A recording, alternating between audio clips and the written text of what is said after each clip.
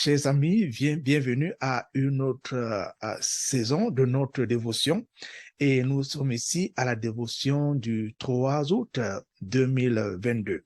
Et pour commencer, je vais dire merci à ceux qui sont avec nous aujourd'hui. Merci également à ceux qui sont déjà membres de nos dévotions. Et je sais que le Seigneur est en train de vous bénir là où vous êtes.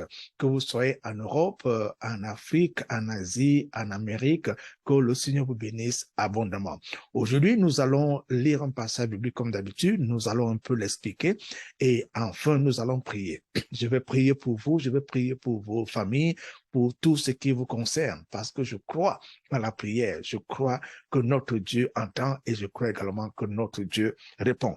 Alors, je vous invite à tourner vos Bibles dans l'Ancien Testament. Nous allons lire dans le livre de Proverbes, Proverbe 24, et ce sera le verset 10.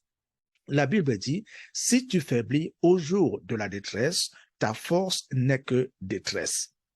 Je répète, si tu faiblis au jour de la détresse, ta force n'est que détresse. Vous êtes d'accord avec moi? Il y a un adage qui dit que pour qu'on sache exactement quel est le niveau de votre force, vous serez testé ou alors vous serez éprouvé. Et dans le passage biblique que nous venons de lire, le roi Salomon est en train de dire ceci, que si au moment où nous rencontrons des difficultés, nous ne faisons rien, ça veut dire que nos forces sont limitées. En d'autres termes, au moment des difficultés, au moment des tests, qu'est-ce qui arrive si nous sommes, n'est-ce pas, vaincus, ou alors si nous sommes paralysés, incapables de mouvement, alors nos forces, n'est-ce pas, ont failli. Et il faut également comprendre ici que si nos forces ont failli, ça veut tout simplement dire que le test, n'est-ce pas, a pris de l'avance, ou alors le test a pris le dessus sur nous. C'est également de cela qu'il est question. Et si nous allons plus loin, en regardant par exemple la version anglaise qui dit New Living Translation, qu'est-ce qu'il est dit dans cette version? Il est dit également que si la détresse ou alors si les épreuves, les tests, n'est-ce pas, nous oppressent, ça veut dire que nos forces sont très petites. Alors, nous devons faire tout pour que nos forces restent intactes, quelles que soient les difficultés, quels que soient les défis auxquels nous faisons face. Que nos forces restent intactes. Voyez-vous, cela n'a pas seulement à faire avec les forces physiques. Il ne s'agit pas seulement ici, n'est-ce pas, d'une force physique. Il s'agit également de nos forces spirituelles.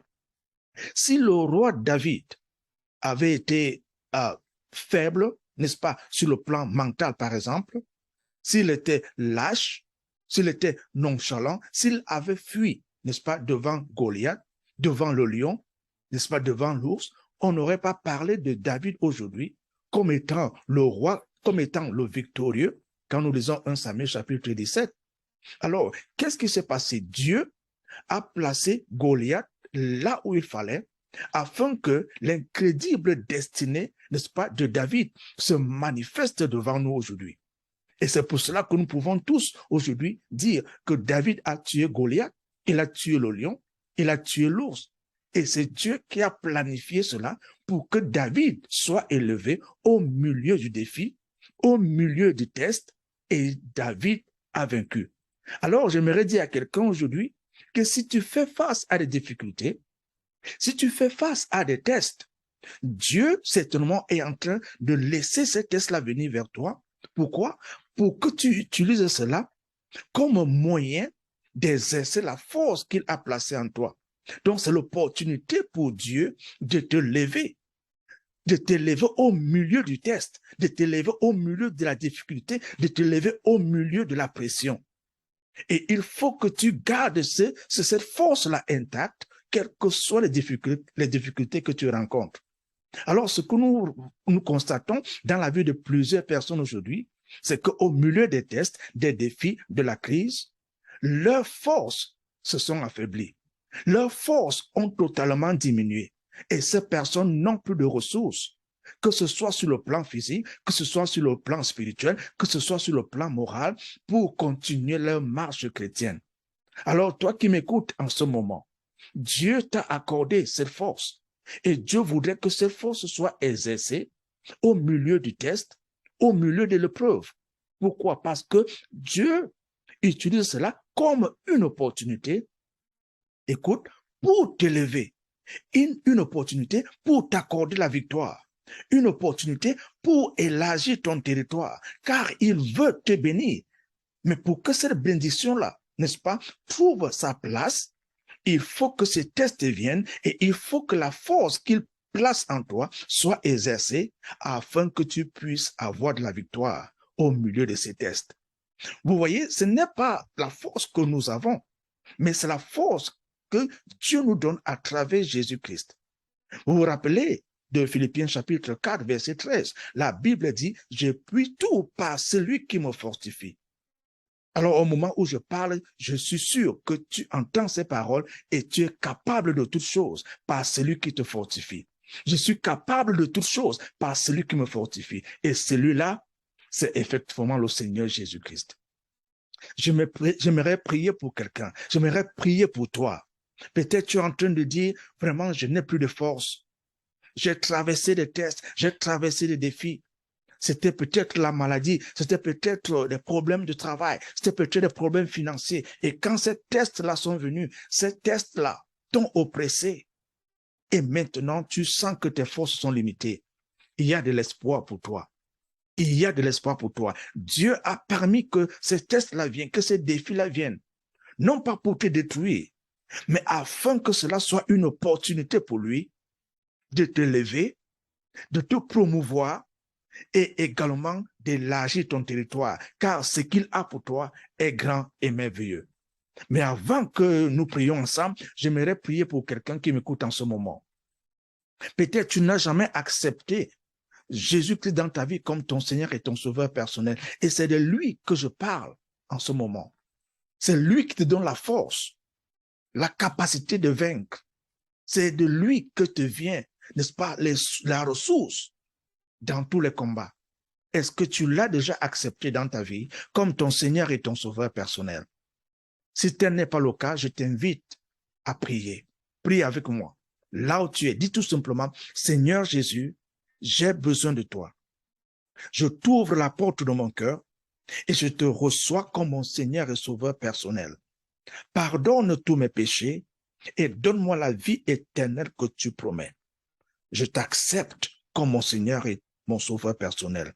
Et je te reçois aujourd'hui. Je suis ton enfant aujourd'hui. Je suis né de nouveau aujourd'hui. Et ton sang me lave de tout péché. Amen. Et si vous avez fait cette prière pour la première fois, je vous dis félicitations et bienvenue dans la famille chrétienne. Ne manquez pas de lire votre Bible chaque jour. Et aussi, parlez avec Dieu dans la prière. Il vous écoute. Si vous n'êtes pas membre d'une assemblée chrétienne où la parole de Dieu est prêchée et Jésus-Christ est élevé, je vous invite à faire partie d'une assemblée. Et aussi, dites à quelqu'un que vous avez accepté Jésus-Christ dans votre vie comme votre Seigneur et Sauveur personnel. Amen. Alors, nous allons prier maintenant et nous allons d'abord dire merci au Seigneur pour ce message que nous venons de recevoir. Seigneur, nous te disons merci. Car au moment où nous traversons les tests, au moment où nos forces sont même éprouvées, Seigneur, c'est en ce moment que nous désirons voir ta main, que ta main puisse agir en nous. Seigneur grand Dieu, que ces tests-là deviennent une opportunité pour toi de nous élever, une opportunité pour toi d'élargir notre territoire, car tu ne nous abandonnes pas. Et par Jésus-Christ, nous pouvons toutes choses. Seigneur, que ces paroles restent en nous, que ces paroles deviennent une source d'eau vive en nous. Et qu'en cette parole, nous puissions toujours nous y ressourcer afin de continuer notre marche chrétienne comme tes enfants. Merci Père, parce que ton Esprit Saint nous assiste en ce moment précis et même dans les jours à venir. Au nom de Jésus-Christ, nous avons prié. Amen. Alors, toi qui m'écoutes en ce moment et tu as besoin de prière, si tu as besoin de prière dans le domaine de la santé, nous allons prier tout à l'heure. Nous allons prier également pour tes finances. Nous allons prier pour ta famille, pour les choses qui te concernent. Reçois l'intervention de Dieu. Reçois l'intervention de Dieu. Quelle que soit ta situation, crois que le Seigneur te visite. Crois que le Seigneur intervient. Père éternel, pour tous ceux qui sont malades aujourd'hui, Nous envoyons la parole de guérison et que tout cela soit guéri au nom puissant de Jésus-Christ.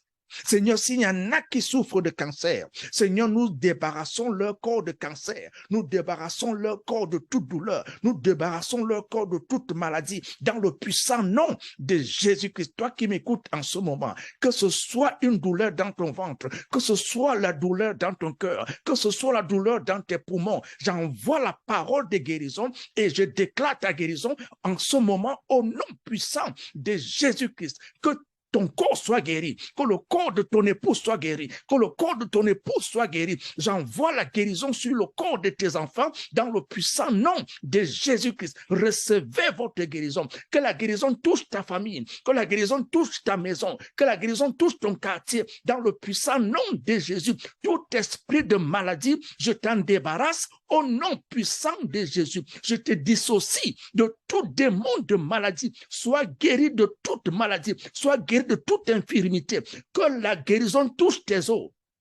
Que la guérison touche tes muscles, que la guérison touche ton dos, que la guérison touche ta tête au nom puissant de Jésus. De la tête jusqu'aux pieds, je libère la guérison sur ton corps. Sois guéri là où tu es en ce moment. Sois guéri là où tu es en ce moment. Que tu sois sur un lit ou non, j'envoie la parole de guérison. Dieu envoie cette parole sur toi et tu es totalement guéri de toute maladie. Je prie pour tes finances, que tes finances reçoivent la main de Dieu, que la main de Dieu touche tes finances. Là où il y avait du manque, j'envoie l'abondance au nom puissant de Jésus. Je prie pour tes enfants, je prie pour ton foyer, pour ton époux, ton épouse. Je prie pour tes affaires, hommes d'affaires, femmes d'affaires, que l'Éternel intervienne dans tes affaires au nom puissant de Jésus-Christ. Je prie pour vous, hommes de Dieu.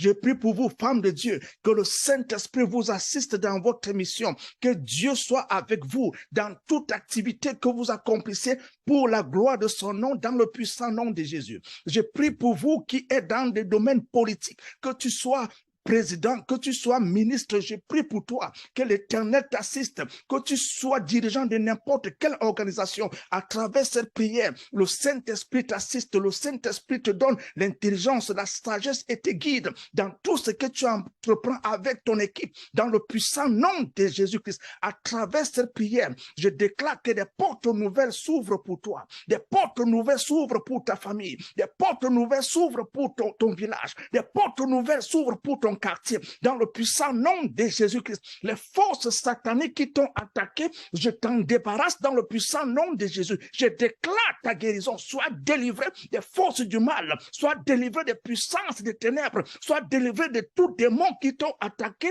ainsi que ta famille, dans le puissant nom de Jésus-Christ. J'enlève, je brise toutes les chaînes qui t'ont tenu en captivité pendant des années. Sois délivré au nom puissant de Jésus.